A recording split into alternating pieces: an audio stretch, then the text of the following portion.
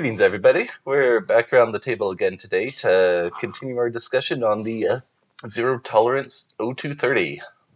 I'm glad that he was able to get all of that out. Yep. Kind of. The O230. If you put the H on the front of it, it would be the H2O30. It's not. It's the O230. Yeah. I agree with Joe. You can leave. Screw you. Get out of your house. Before recording, you dropped a couple that you might drop later on in recording. It's fucking terrible. But I'm curious. there's our monetization right there. So anyway, a slip joint from ZT, you say? Yes. Yep.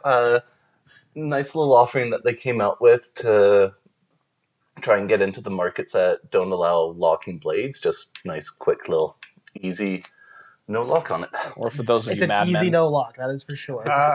Premium, modern, traditional is what they're just going gonna for. say, Yeah. And premium with materials. Going against the proper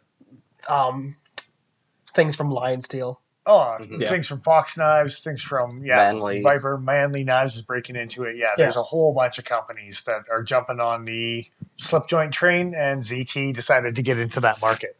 Yeah. Spyderco's been on that train for a while, I think, so. No.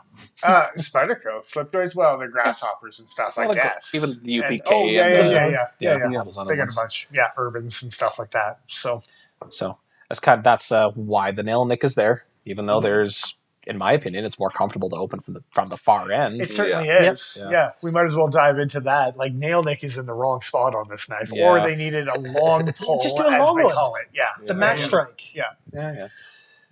Well, you're not going to strike it. Well, you could, but I don't think it'd be a good Take it idea. old school, man. Word. Yeah. I'm sure Jen Janzo, who designed this knife, is like, you guys are terrible. He's taking it old school. Yeah, A little bit. unsubscribe. Pretty popular old school blade shape, though. Yeah. Most with the definitely. sheep's foot, yeah. And I think we're seeing more and more of a trend on that about the sheep's foot, especially with slip joint stuff, not encouraging any sort of piercing tip, which may or may not fold your blade over, right? Which is a big part of having a non-locking blade. Right. I really like the way that a bunch of companies, specifically ZT, have combined both modern looks with that old school kind of blade shape and stuff like that.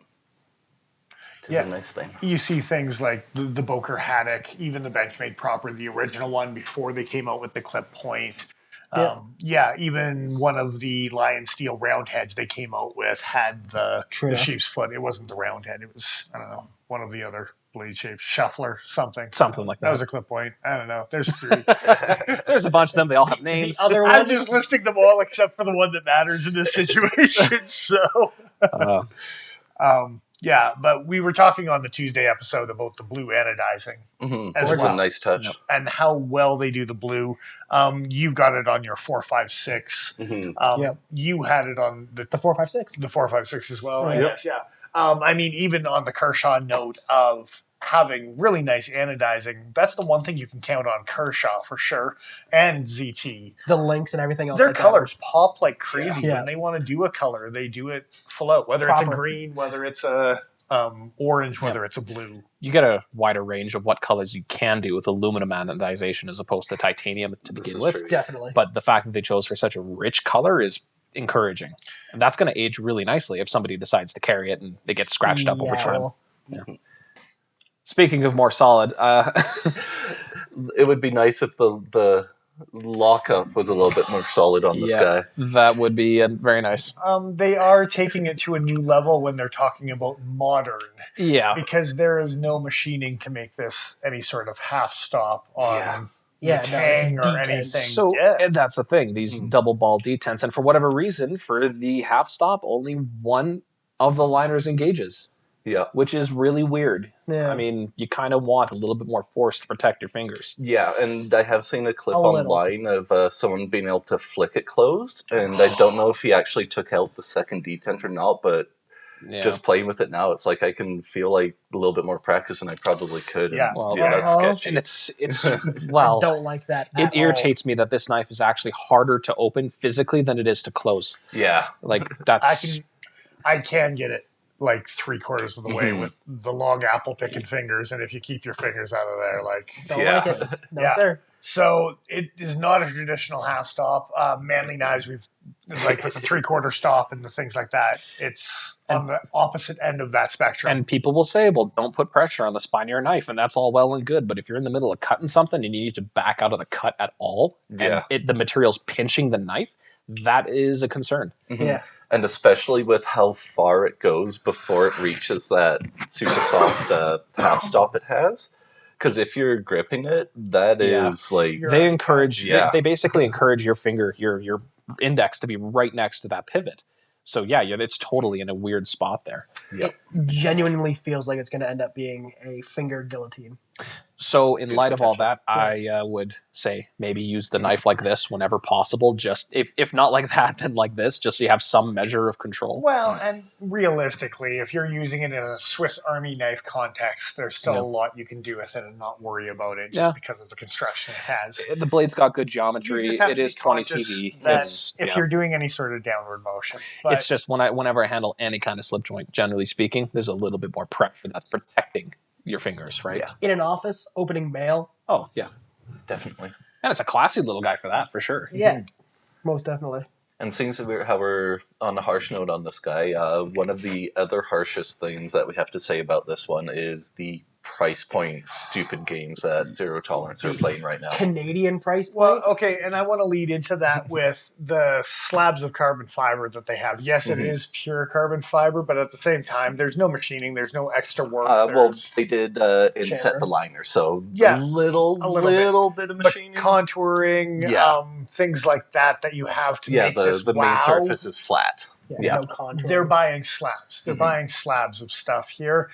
And for the price point that what you're getting, and especially on the Canadian market. So it's a very similar price point. Just going to throw that out there. Of course. They're buying the same slabs with different finishes, and they're using it. You're still getting your anodized, but you're getting a whole slab of titanium. You're getting a lot of extra machining. But you only have one detent. More important, son of a bitch. But there's how many ball bearings. How many ball bearings. That's true. If you're counting ball bearings as detents in, he wins. Yeah, but it's just one of those things where you're looking at the other offerings and you're like, well, why? It's not as compelling as it could have been. Yeah. As a person that's been cut pretty badly as a child by like Swiss Army knives and stuff like that, it makes me uncomfortable. Like, I don't like touching that knife because I'm afraid I'm going to take a finger off. I don't like it. Now it's going to flip and just land right in my crotch. Everybody gets one. Yeah. I do commend them for the modern, traditional aspect of it and easy take apart construction. Yeah. Whether you can take one of the detents out actually and make it drop shut and make it have no detent at all. Horrifying. And I wonder if you could disassemble this and stress the liners to pinch a little bit harder, now that I'm thinking about it. Because you can tweak liner locks like that occasionally. I wonder if you can do the same thing here. You have to pay the steep price tag to be able to modify it. Right. Yeah. So, I mean, who knows at this point? Yeah, and I'm not sure if it's really the tension of the liners that will help the detent, or if it's actually the machining of the hole. And, right, the depth of the bearing. Yeah. It could be. Get a machine your hole the proper depth. Damn straight. Yeah. You've got to get that nice tight snug fit in there so it pops out and has a nice swift release to it. Gross. I think that's the loudest thing on microphone I've ever heard you do.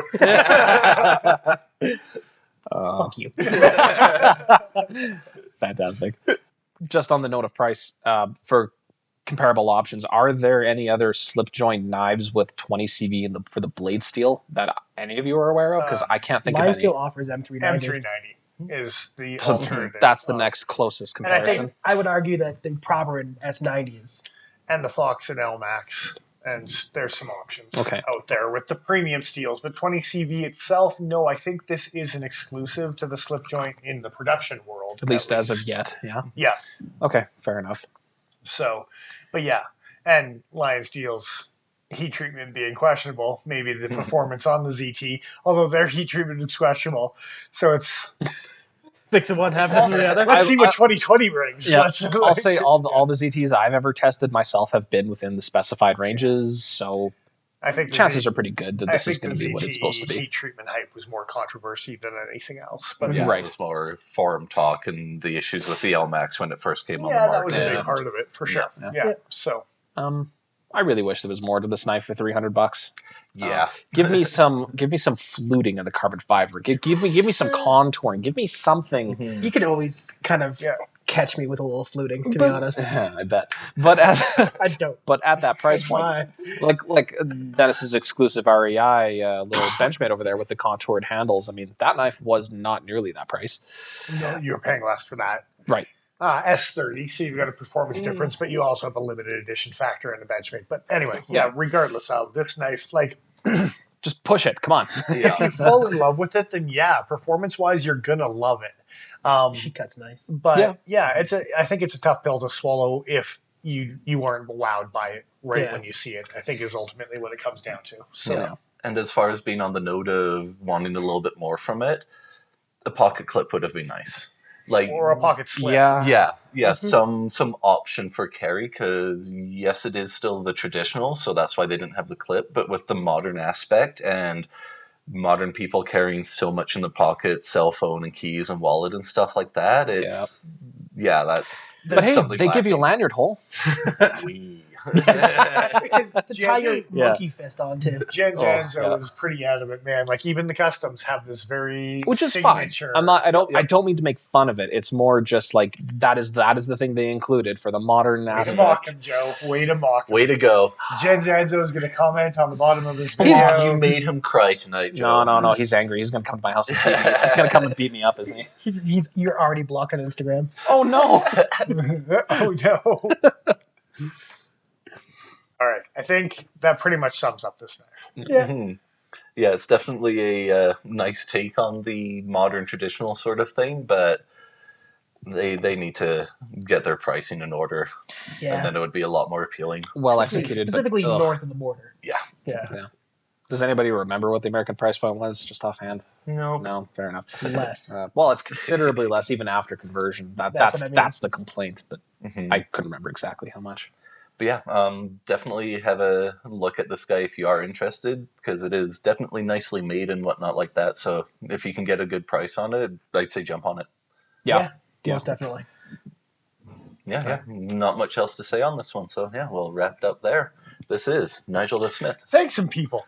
Come on. No. Cutting edge. No. Instagram, I'm Nigel. Patreon. This guy keeps on He was thanking himself. Yeah. There's things to do. There's people to be had. Just because we had some camera mess ups, you're just forgetting where you are. Jesus Christ. To give a big giant thank out to the Cutting Edge for supporting us and helping us with the knife donations for the review purposes. Always greatly appreciated. Absolutely. Yeah, letting us borrow some things and giving honest feedback on what we actually think of them. So we do appreciate that for sure. Most definitely. Head on over to the Pokey Factor on Instagram there.